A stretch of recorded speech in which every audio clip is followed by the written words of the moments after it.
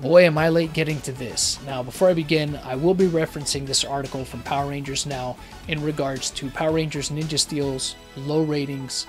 So if you guys haven't checked out that article, link is in the description below, but I'm sure by this time, most of you that are fans have probably already read it. But if you haven't, be sure to check it out because I will be referencing it throughout this video. For those of you that have read it, and for those of you that don't know, Power Rangers Ninja Steel, a couple weeks back, premiered after its mid-season break, and it brought in a viewership of about 950,000 people.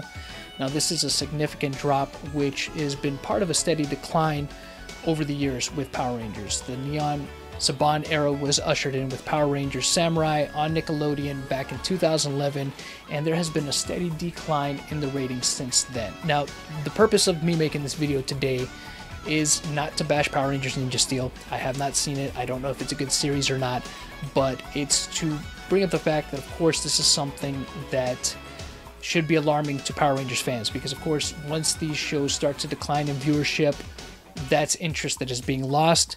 If interest is being lost in these shows, people aren't watching them. Logic dictates that the merchandising sales will eventually take a hit because of this, which could lead to the cancellation of the show at some point in time. Now, I don't know what the toy sales are for Power Rangers Ninja Steel toys. They could be doing great despite the show kind of waning in its ratings. And again, I have not seen the show, so this is not me bashing the show. I don't know if it's good or not. I don't know if that's the particular reason why the ratings are declining, but I really don't think that that is the sole reason why, if that is the case. Again, I haven't seen it. For those of you that have seen it, maybe y'all can tell me in the comment section below if it's good or not, if it's worth taking a look at. Again, I don't know. I'm just reiterating what I read in this article, which y'all can reference. Like I said, Power Rangers is not a lost cause. I think there's a way to turn this around. I think that there's some things that Saban Brands could do to bring it back to its former glory.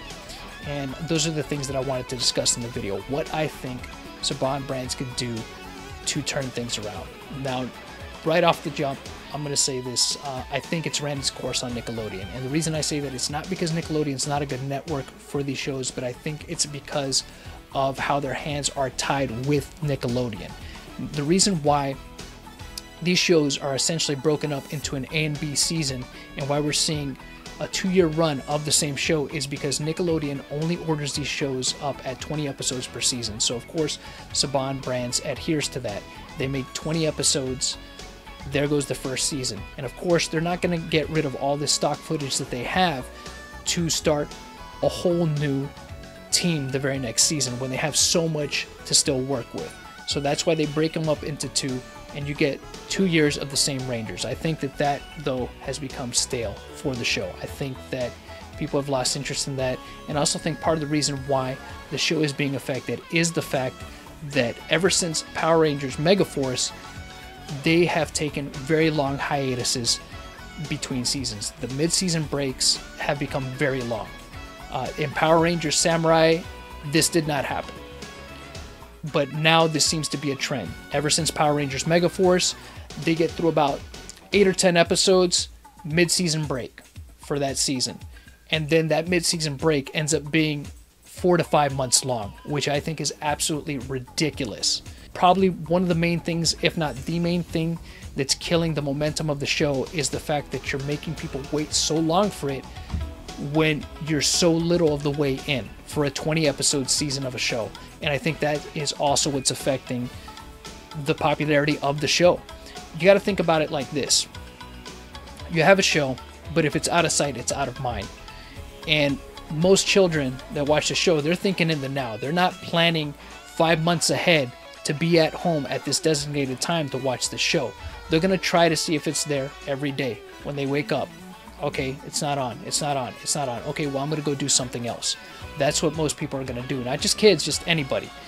I think that if they're going to start doing, if they're going to keep it on Nickelodeon, that's something that immediately needs to change. There needs to stop being these very long mid-season breaks between the show.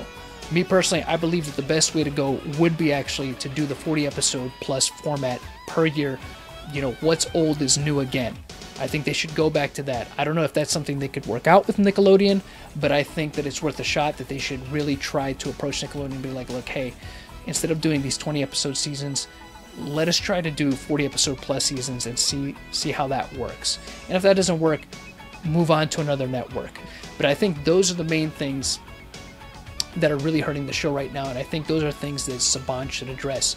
I really believe that they should go back to the old format, 40 plus episodes a season, see if that works, you know, and then instead of doing the mid-season break like they've been doing it for these past couple years after 8 or 10 episodes, they got at least a good 20 episodes to do that mid-season break and shorten that mid-season break down to maybe a month at most. Maybe it, you know, and I would say this is pushing it, maybe 2 months top for a mid-season break, but I think that's too long as well.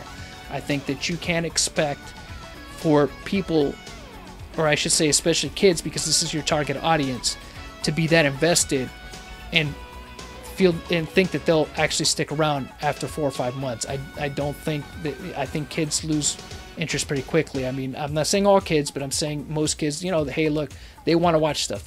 So they'll move on and watch something else if they need to, just to entertain themselves. But that's just my thoughts on what I think they could do to potentially turn things around. Let me know what your thoughts are, because I'm really interested to know what you guys think they could do to really turn things around. I think obviously, of course, the other thing would be to possibly go to another network that could accommodate them with a 40 plus season schedule. But who knows? I mean, maybe this is just the way it's going to be wherever they go. That's all I have to say about this, guys. Again, link is in the description below for y'all to check out that article and decide for yourself. Let me know what you think, and until next time, the hunt continues.